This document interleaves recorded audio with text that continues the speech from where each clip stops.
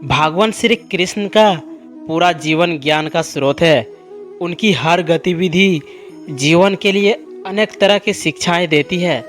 बचपन से युवा अवस्था तक उन्होंने वैसा ही आचरण किया है ताकि उनसे सीखकर कोई भी अपना फैसला ले और जीवन को सफल बना सके। भगवान कृष्ण ने भागवत गीता के माध्यम से दुनिया को धर्म, अध्यात्म, योग, कर्म और राजनीति का पाठ तो पढ़ाया ही है, साथ में आज के युवाओं के लिए भी लाइफ मैनेजमेंट के सूत्र बता दिए हैं। आइए जानते हैं भगवान श्री कृष्ण से सीखने वाली सफलता के मंत्र। उन्होंने सबसे पहला मंत्र दिया, अपने काम पर ध्यान दो, लोगों के बातों पर नहीं। भगवान श्री कृष्ण के अनुसार व्यक्ति को अपने काम पर ध्यान देना चाहिए, व्यर्थ की बातों में अपना समय नष्ट नहीं करना चाहिए और न ही किसी से डरना चाहिए। भगवान ने कम समय में पढ़ाई पूरी कर युवा अवस्था में माता पिता को जेल से मुक्त कराकर मथुरा के लोगों के लिए फैसले लेकर ये साबित कर दिया। श्री कृष्ण ने दूसरा मंत्र दिया, अपनी रणनीति बनाएं, उतावले न बने। भगवान श्री कृष्ण ने सीख दी है कि व्यक्ति को जीवन में सफल होने के लिए अपनी रणनीति बनाकर उसको फॉलो करना चाहिए। किसी काम में उतावलापन ठीक नहीं है। महाभारत युद्ध में पांडवों की जीत की उनकी रणनीति का ही परिणाम था। साथ ही उन्होंने हमेशा पांडवों को उतावला होकर युद्ध करने का ऐलान करने से रोका और स्थिर मन से निर्णय लेने को कहा। तीसरी बात जो हमें सीखने को मिलती है वो ये है, मैनेजमेंट गुरु भगवान कृष्ण ने लोगों को अनुशासन से जीवन जीने, व्यर्थ चिंता न करने और भविष्य की वजह वर्तमान पर ध्यान केंद्रित करने का मंत्र दिया है। उन्होंने बेकार में चिंता करने की जगह हर परिस्थिति का सामना करने की सीख दी है। चौथी बात हमें यह सिखाती है कि अपनी असफलता का आकलन करें। श्री कृष्ण का कहना है कि हमें मुसीबत के समय या सफलता न मिलने पर हिम्मत नहीं हारनी चाहिए। इसकी वजह हार की वजह को जानने का प्रयास कर उससे आगे बढ़ने का मार्ग सीखना चाहिए।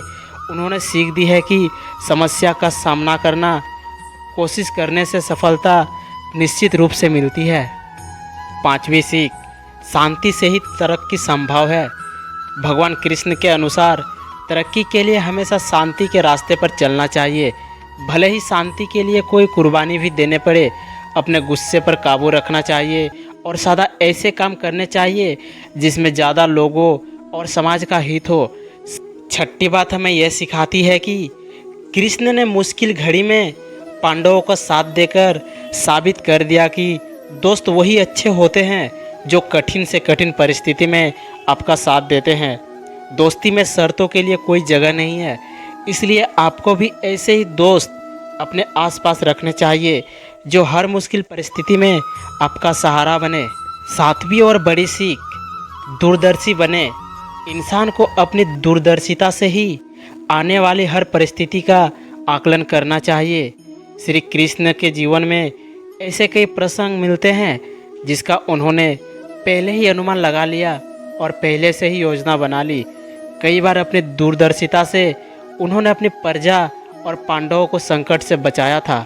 एक बात हमेशा याद रखिए, अगर जीवन में दुख दर्द की शुरुआत हो गई है तो मुबारक हो, क्योंकि भगवान ने आपको मजबूत बनाने की ठान ली है। जिस दरवाजे से एक बार अपमान का घूंट पीकर लौट जाओ, फिर चाहे 1000 बार निमंत्रण आए, मत जाना कभी। जिंदगी आप फिर से शुरू करिए, लेकिन इस बार दूसरों से ज़्यादा खुद का ख्याल रखिए। जिंदगी के अहम बातें, उस दिन हमारी सारी परेशानियां ख़त्म हो जाएगी जिस दिन हमें यकीन हो जाएगा कि हमारा सारा काम ईश्वर के मर्जी से होता है। जीवन में जब भी दुख सुख आए तो एक समझदार इंसान उससे घबराता नहीं है, उससे डरता नहीं है, बल्कि उसे समय की नियति समझकर शांत रहता है और अपने समस्याओं का समाधान करके जिंदगी में आगे बढ़ जाता है। श्री कृष्ण कहते हैं कि तुम्हारे आंसू बहाने से तुम्हारी किस्मत नहीं बदल सकती, किस्मत तो तुम्हारी कर्मों से ही बदलेगी। इसलिए चिंता छोड़ो और रोने में अपनी ताकत बर्बाद करने के बजाय उस ऊर्जा का सही इस्तेमाल करो और समस्या का समाधान खोजो। जो लोग ज़्यादा सोचते रहते हैं वो इस कहने को ज़रूर सुने। एक गांव में एक गरीब लड़का दिन भर चिंता में बैठा कुछ न कुछ सोचता रहता था और अपने अतीत के बारे में सोचकर चिंतित रहता था। एक दिन वो एक संत के पास गया और बताया कि मैं दिन भर चिंतित रहता हूँ और अतीत को भूल नहीं पाता, मेरा मार्गदर्शन कीजिए। संत एक गिलास में पानी लेकर आते हैं और लड़के से पूछते हैं कि मैं अगर इस गिलास को 5 मिनट हाथ में लेकर खड़ा रहूं तो क्या होगा? लड़का कहता है कुछ नहीं होगा। संत कहते हैं अगर 2 घंटे लिए रहूं तो क्या होगा? लड़का बोला हाथ में दर्द होगा। संत फिर कहते हैं अगर 10 घंटे तक लिए रहूं तो क्या होगा?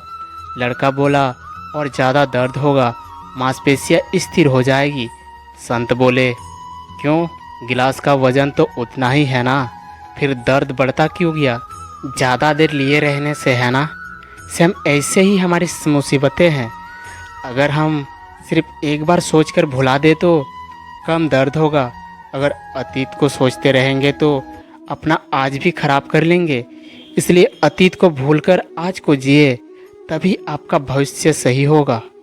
एक बात हमेशा याद रखिए, जब बिना भाई के साथ सबसे ज्ञानी और सबसे शक्तिशाली रावण हार सकता है और भाई के साथ रहने से श्री राम जीत सकते हैं, तो हम किस घमंड में हैं। इसलिए सदा साथ रहिए और परिवार का साथ कभी ना छोड़े। बात कड़वा है लेकिन सच है।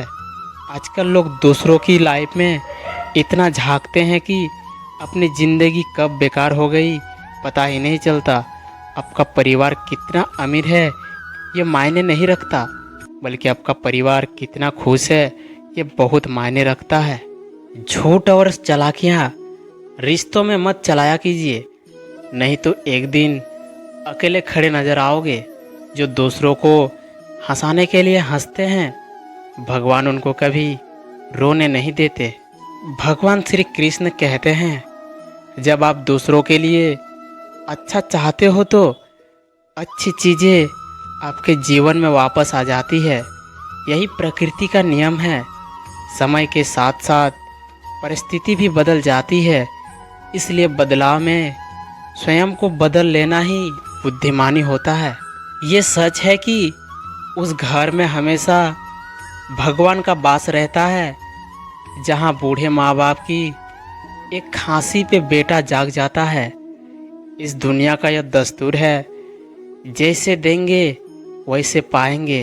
यदि आदर पाने की इच्छा है तो सर्वप्रथम आदर करना सीखे। कोई भी चीज़ करने के लिए ज़्यादा मत सोचिए, क्योंकि परिणाम कभी आपकी सोच के अनुरूप नहीं हो सकता।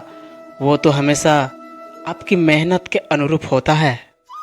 श्री कृष्ण कहते हैं इंसान का पतन उस समय शुरू हो जाता है जब वो अपनों को गिराने की सलाह गैरों से लेने लगता है।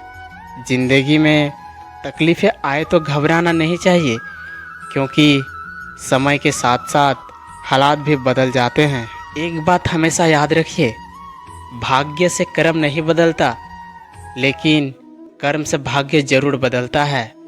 इसलिए अच्छा कर्म करिए, परिणाम अच्छा मिलेंगे। स्नान से तन की शुद्धि, ध्यान से मन की शुद्धि और दान से धन की शुद्धि होती है। श्री कृष्ण कहते हैं जीवन में कभी निराश नहीं होना चाहिए, क्योंकि कमज़ोर आपका वक्त होता है, आप नहीं। आप बस खुद से मत हारना, फिर कोई दूसरा आपको हरा भी नहीं सकता। किसी ने क्या सच कहा है, पत्थर को अपनी मजबूती और अपने भार पर बड़ा घमंड होता है।